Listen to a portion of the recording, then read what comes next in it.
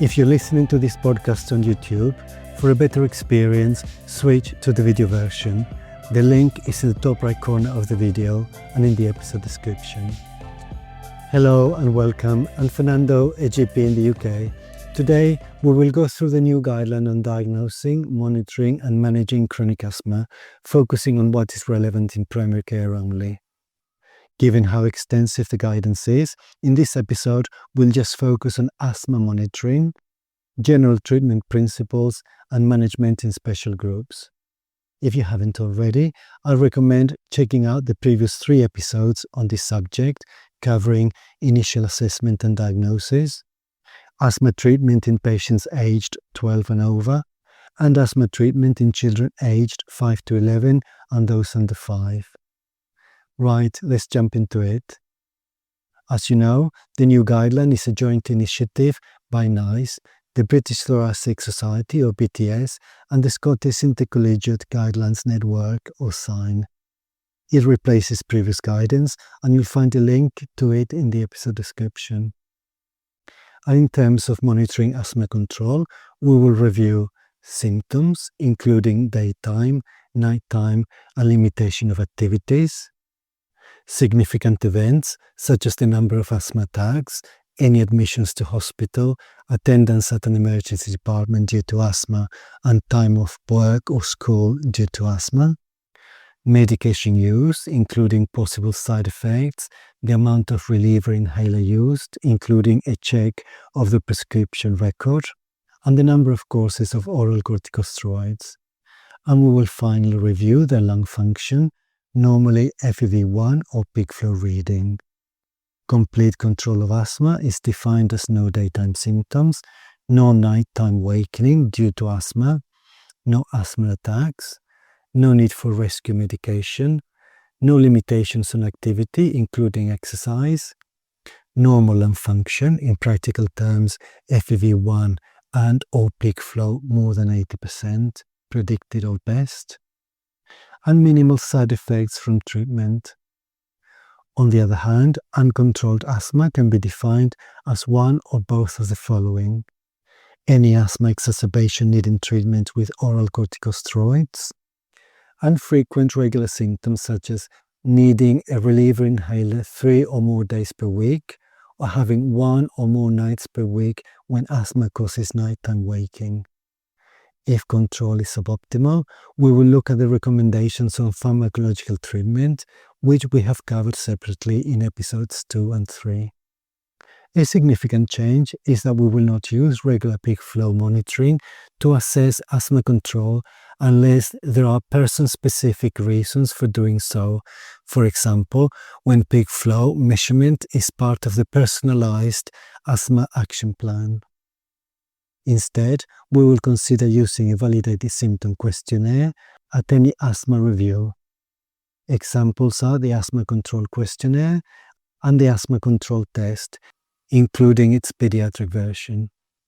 In addition, for adults, we will consider fractional exhaled nitric oxide or FeNO monitoring at the regular review and before and after changing the asthma therapy. Let's remember that a high FeNO level indicates airway inflammation.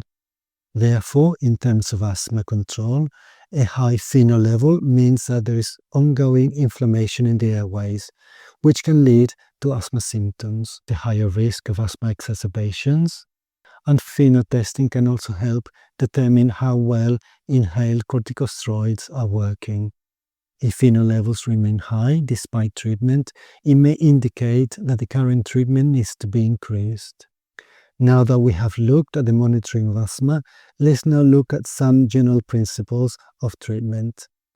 And first of all, we need to remember the new golden rule. And the main development is the end of what we used to call step 1 treatment. That is, when intermittent short-acting bronchodilators were used alone on a PRN basis. From now on, the golden rule is clear. No prescribing short-acting beta-2 agonists or SABAs for asthma at any age without an inhaled corticosteroid. Next, we need to be aware that the licensed indications of inhalers vary depending on the type of drug, the dose given, and the different devices. Not all asthma inhalers are licensed for every recommendation, so we should refer to the summary of product characteristics of each individual product. Also, before starting or adjusting the treatment, we should consider possible reasons for uncontrolled asthma.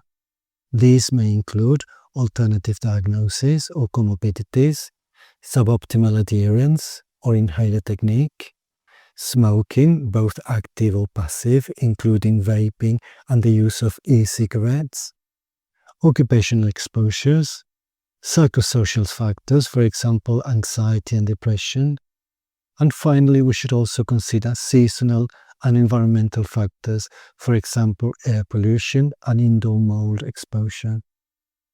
If possible, we will check the fractional exhaled nitric oxide or FeNO level when asthma is uncontrolled.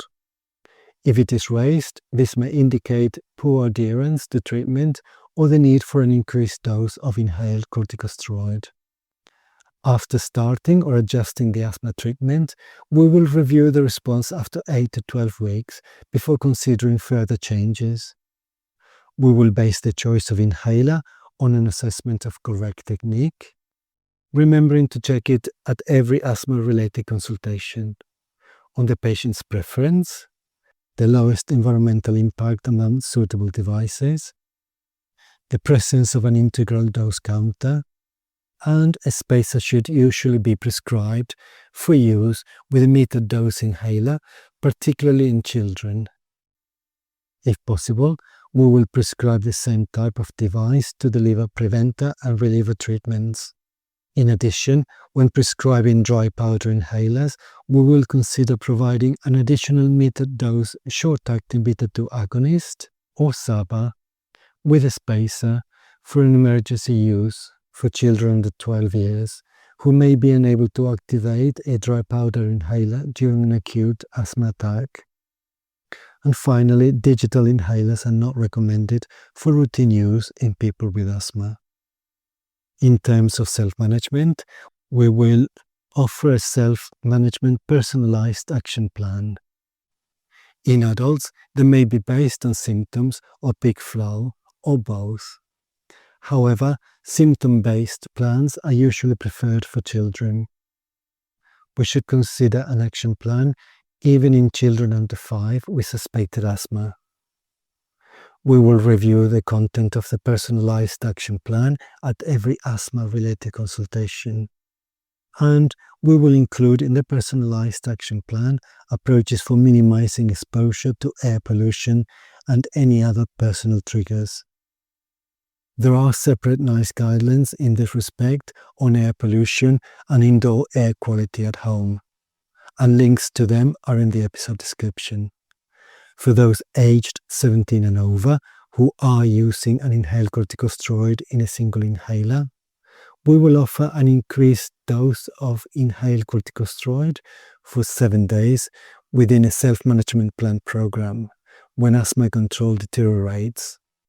We will clearly outline in the action plan how and when to do this, and what to do if symptoms do not improve, including advice on contacting a healthcare professional if necessary.